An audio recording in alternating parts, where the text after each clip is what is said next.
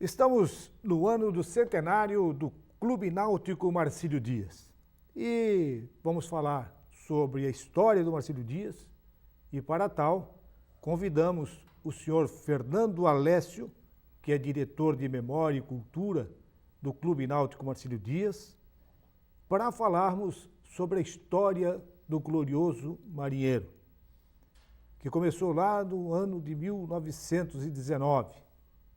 E já vamos começar com o nosso historiador em cima de uma polêmica, que é exatamente a data oficial.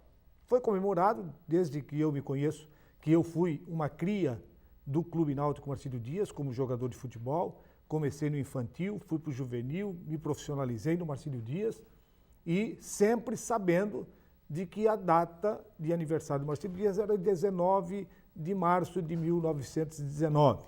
E até que chegou uma outra data, 17 de março de 1919. Alessio, essa situação, e me fale um pouco sobre a história do Marcílio Dias, como surgiu o Clube Náutico Marcílio Dias, quem se reuniu para lançar esse clube glorioso que está aí na marca dos seus 100 anos. Eládio, professor Inga, é um prazer estar com vocês aqui na TV Univale. O Marcílio Dias, ele, como o próprio nome diz, né, ele é um clube náutico, nasceu como um clube náutico. Em 1918 teve o primeiro campeonato catarinense de remo em Florianópolis, né? Na época foi disputado apenas por duas equipes, o Riachuelo e o Martinelli. Mas aquele evento teve muita popularidade lá em Florianópolis e repercutiu em outras cidades. E outros municípios de Santa Catarina, principalmente no litoral, começaram a criar clubes náuticos também, né? Em Laguna foi criado um clube, né? Depois para Florianópolis mesmo teve o Aldo Luz, né? Que foi criado como Clube Náutico Florianópolis, depois mudou de nome. E Itajaí, com toda a vocação náutica da cidade, com rio e com mar, também não ficou atrás, né? E por iniciativa de 3 jovens, né? Alírio Gandra, Gabriel João Colares e Vitor Emanuel Miranda, foi criado também um clube náutico em Itajaí. Esses jovens... Então, quer dizer, no começo era Clube Náutico Itajaí? Não, Clube Náutico Marcílio Dias. Marcílio Dias. Tá. Esses jovens, eles passaram a procurar outras pessoas mais influentes na cidade, né? O então prefeito, empresários, todos concordaram com a ideia, acharam que a cidade de Itajaí merecia ter realmente um clube esportivo representativo. E na noite, então, do dia 17 de março de 1919, na antiga sede da Sociedade Guarani, houve a Assembleia de Fundação desse clube. O senhor Inácio Mascarenhas Passos, que era chefe da alfândega de Itajaí na época, hoje seria a Receita Federal, foi o presidente da Assembleia e sugeriu o nome, né, do marinheiro negro Marcílio Dias, que morreu na Batalha Naval do Riachuelo e na Guerra do Paraguai e se tornou um dos ícones da Marinha do Brasil, né?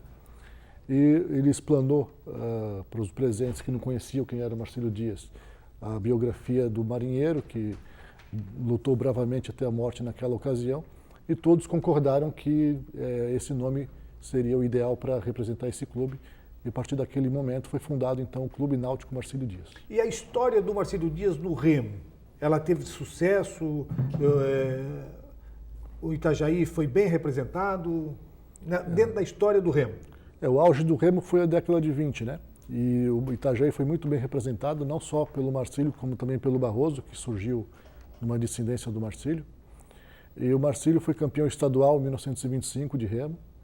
E em 1922 fez um feito que ganhou repercussão nacional, que remadores do Marcílio, uma guarnição de remadores do Marcílio, foram daqui até Florianópolis remando numa daquelas iolas, sendo que são barquinhos pequenos, né, feitos para águas mansas, né, e eles foram no mar adentro até Florianópolis. Foi um feito que repercutiu até na imprensa nacional, no Rio de Janeiro, em outros lugares.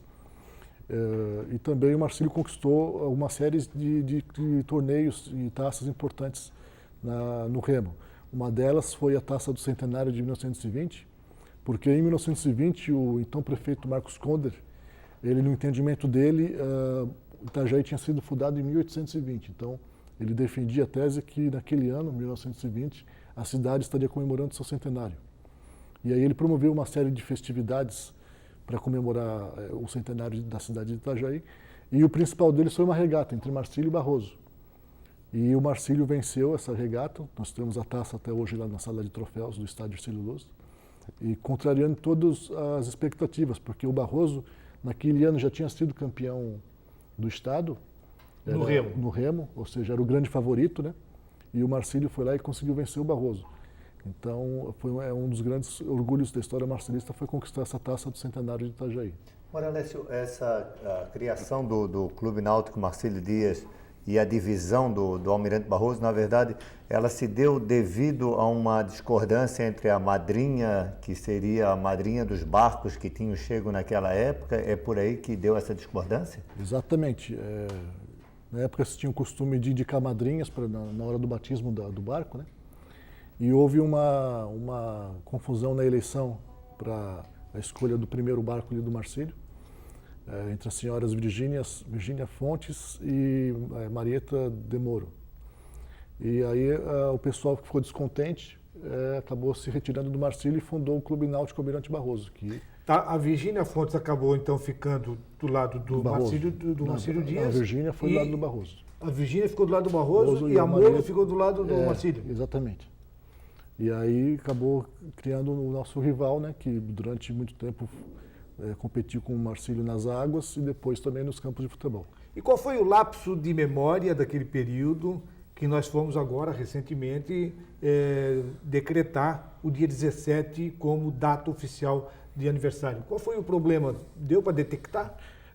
Esse é o grande mistério, né? Porque os documentos comprovam de forma irrefutável que o Marcílio foi fundado no dia 17 de março. Temos a ata de fundação do clube, que está lá 17 de março. Esse documento por si só já esclarece qualquer dúvida, né? É a certidão de nascimento do clube. Nós temos o primeiro estatuto do clube, de 1919, também está lá 17 de março. E nós temos uma carta que foi enviada pelo primeiro presidente, o senhor Inácio Mascarenhas Passos, ao então governador Ercílio Luz, comunicando do surgimento do Marcílio, e lá também consta 17 de março. Então são 3 documentos contemporâneos que comprovam, né, de forma indiscutível que o Marcílio foi fundado em 17 de março. A grande mistério é por que depois passou-se a adotar o 19 de março. O que se diz hoje, né, que quem fez a pesquisa foi o Normélio Weber, que fez a pesquisa e achou esse documento. Esse aí, documento, então, a partir daí, então, ficou a data oficial. Felizmente, esse documento ficou guardado provavelmente com a família Colares, e depois foi doado para o nosso arquivo público de Itajaí, que é mantido pela Fundação Generais do Miranda Lins. E lá ele está bem guardado. E aí, numa pesquisa pelos idos de 2004, quando o senhor Normélio Weber era presidente, foi constatado que ele era o dia 17. Aí depois, nas minhas pesquisas, eu também consegui o primeiro estatuto do clube e essa carta do Mascarenhas, que comprovam também, são mais 2 documentos que corroboram que foi no dia 17. E onde nasce o futebol? Quando nasce o futebol? O futebol do Marcílio, ele começou a ser praticado logo no início da existência do clube, lá em 1919 mesmo. Então, mas só para mim entender, nesse período o Marcílio Dias já tinha o patrimônio, já tinha o estádio? Não, não ainda? Não, Marcílio nasceu... Jogava onde? Marcílio Dias... Nasceu no Guarani?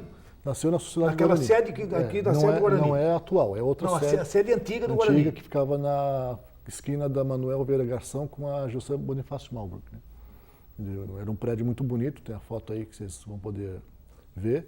Infelizmente foi demolido e mudou a sede da Sociedade Guarani, mas ali foi onde o Marcílio nasceu. Tá, daí veio o futebol, Aí sem campo.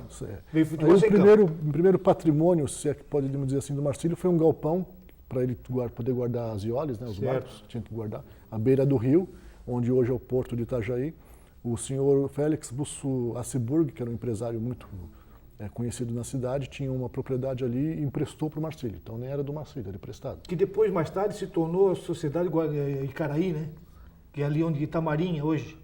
Ali é onde, pode ser, essa informação eu não tenho, mas era onde hoje é o Porto de Itajaí. Eu sei porque eu me lembro que eu era gurizão e eu brincava ali, você tinha ali um... Quem é mais antigo deve lembrar é onde ficava a estação ferroviária. A rodoviária. A ferroviária. A ferroviária o ramal que vinha da fazenda até o Porto. Exatamente. Era mais ou menos por ali. Aí, então, quando surgiu o estádio Dr. Hercílio Luz? Os primeiros jogos do Marcílio, ainda em 19, ele tinha campos que não eram assim, o campo do Marcílio, por exemplo. Um dos primeiros jogos foi num campo provisório na Rua Brusque. A gente não sabe qual é a localização, porque os jornais da época só citam Rua Brusque. Tem outro que cita até Rua 7 de Setembro, mas a gente não sabe se é exatamente o mesmo terreno de hoje. Então, o primeiro... Há quem diga que foi ali perto, na rua do Mourites, antigo Mourites, por ali, aqui entre a Rua Brusque e a Rua Uruguai. Pode ser. São comentários, né? São comentários. O primeiro local de treinamento foi na esquina da Joca Brandão com a 15 de novembro. Era um terreno que havia ali. E o patrimônio? E o Marcílio Dias... Como conseguiu aquele belo patrimônio?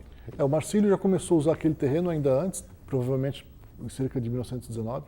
Porque naquela época, aquela área, embora hoje seja no coração de Itajaí, na época era afastado do centro. Porque o centro era basicamente as imediações da igreja aqui da Praça Vidal Ramos, né? Que ela já era uma área alagada, inclusive, de difícil acesso ali. E o Marcílio começou a utilizar aquela área. Começou a plantar, inclusive, eucaliptos para ajudar na drenagem do terreno, começou a fazer serviço de terraplanagem. E em 1921, alguns deputados estaduais, certamente a pedido das autoridades de Itajaí, enviaram uma lei, um projeto de lei para o antigo Congresso Estadual, que hoje seria a Assembleia Legislativa, né, solicitando, né, que aquela área fosse cedida para o Marcílio, uma vez que o clube já estava ali fazendo serviços, né, inclusive de alto custo, para tornar aquela área uma área esportiva. E essa lei foi sancionada, aprovada e foi sancionada pelo governador Hercílio Luz. Por isso que o estádio ganhou o nome de Hercílio Luz. Isso em 1921. 1921, o estádio Dr. Hercílio Luz passa para o Marcílio. Marcílio. Não foi assim uma transferência definitiva de posse do Marcílio. Foi uma cessão enquanto o Marcílio existia. Tipo um comodato. Uma espécie de comodato. Tipo um comodato. Enquanto o Marcílio existia, o Marcílio tem direito de usar aquela área. Se o Marcílio vier a deixar de existir, retornaria ao Estado, mas em 2006 o Estado passou esse direito para a Prefeitura. Só para nós então, encerrar hoje voltaria para a Prefeitura. Para nós encerrar esse bloco, é só uma situação. Depois chegou-se ao momento de uma transferência desse patrimônio que era do Estado, veio para o município e hoje, a situação hoje, o estádio Dr. Hercílio Luz é do Marcílio Dias ou é do município? O estádio, como a lei de 1921 diz, enquanto o Marcílio existir, é do Marcílio. Se o Marcílio deixar de... Esse artigo não foi extinto? Não foi extinto. Essa lei continua em vigor. Uma vez que o Marcílio deixar de existir, em vez de ele voltar para o Estado como estava antes, ele voltaria para a Prefeitura. Essa é a diferença. Então, quer dizer, continua como antigamente, só que agora o município tem o gerenciamento. Exatamente, o município seria o proprietário da área. Nesse caso, no seu entendimento, haveria necessidade de a Prefeitura refazer esse convênio com o Marcílio Dias ou não há necessidade? Isso seria uma questão jurídica, né? Eu acredito que já está bem claro na lei que, enquanto o Marcílio existiu, o estádio pertence a ele. Então, eu não vejo necessidade, mas aí realmente seria uma questão jurídica que teria que ser analisada. Então, esse papo vai tão longo, é uma história tão bonita, e nós vamos ao nosso intervalo e, na sequência, voltamos a falar do patrimônio do Marcílio Dias, que começou com a doação do estádio, ou cessão do terreno, para que se criasse, no começo lá, o terreno do Marcílio Dias era só um terreno, só um campo mesmo, e depois foi se transformando. Mas isso tudo nós vamos falar no segundo bloco. Voltamos em seguidinho.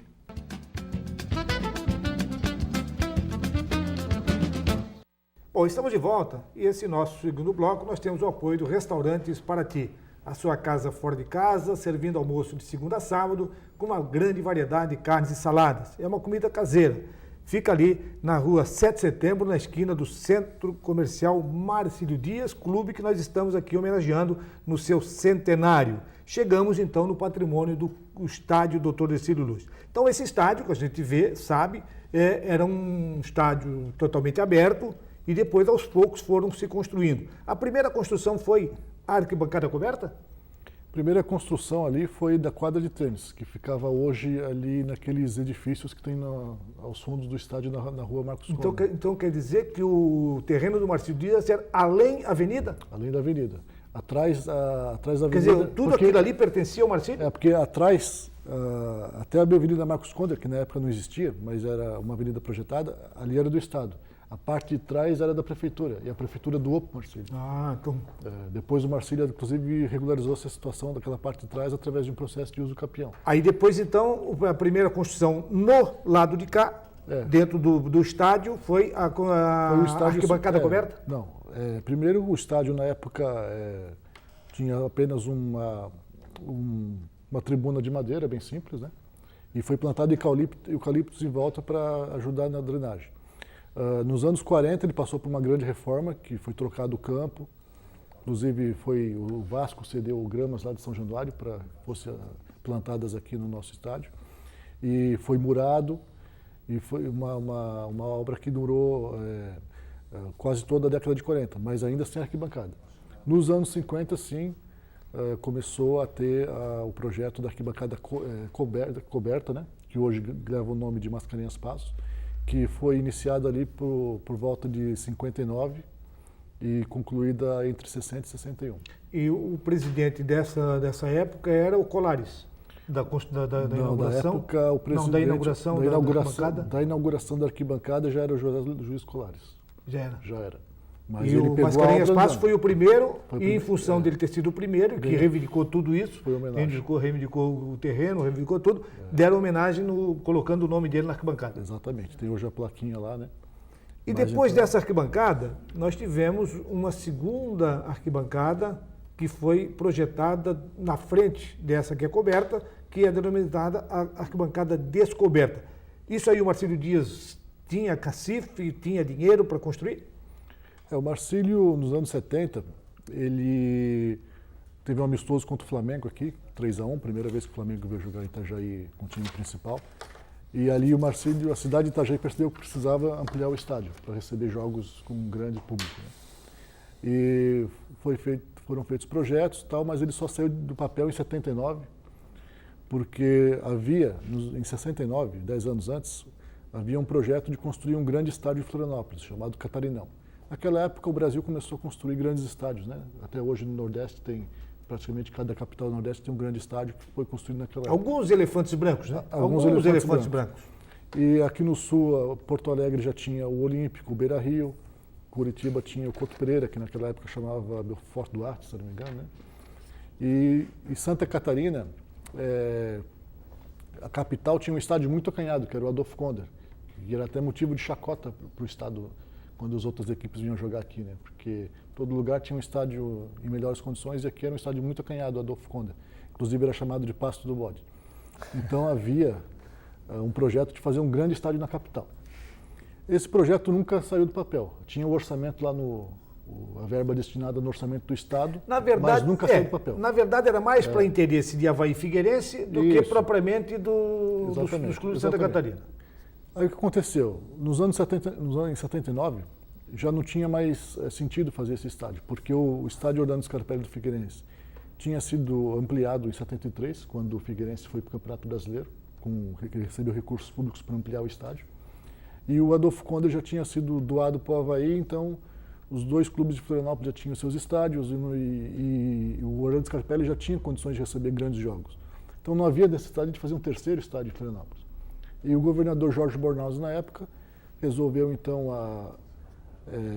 abortar esse projeto desse estádio e usou aquele fatiou a grana. Fatiou a grana. O dinheiro que estava reservado ali, para isso ele preferiu investir para melhorar a estrutura dos estádios do interior. Tá, então, só uma dúvida, só para recapitular, o Hercílio Luz ele recebeu o nome devido ao governador da época, então? O governador que fez a cessão do estádio ao Marcílio. E como é que o Marcílio chegou a essas cores do azul e vermelho? Em homenagem aos dois clubes de remo da capital, Florianópolis, naquela época, que eram o Martinelli vermelho e o Riachuelo azul. É que na verdade, na época, se eu estiver errado, você me corrige, na época era fundamental que você criasse uma como é que uma flâmula, uma bandeira, e aquelas cores de estatuto eram cores que não podia mudar, era isso? Exatamente. Era obrigatório você ter as cores do clube. Essas cores, dentro do inclusive, estatuto. elas foram sugeridas pelo senhor Walter Lange, que participou da fundação do Marcílio, e ele depois foi para Florianópolis e foi presidente do Avaí, presidente do Lira Tênis Clube. É uma pessoa que teve toda a sua vida dedicada ao esporte catarinense. Então, ele já tinha sido, inclusive, um dos fundadores do Riachuelo, se eu não me engano. Então, foi ele que ele sugeriu essas cores e todos os presentes ali na Assembleia concordaram, e por isso que o Marcílio é rubro-anil.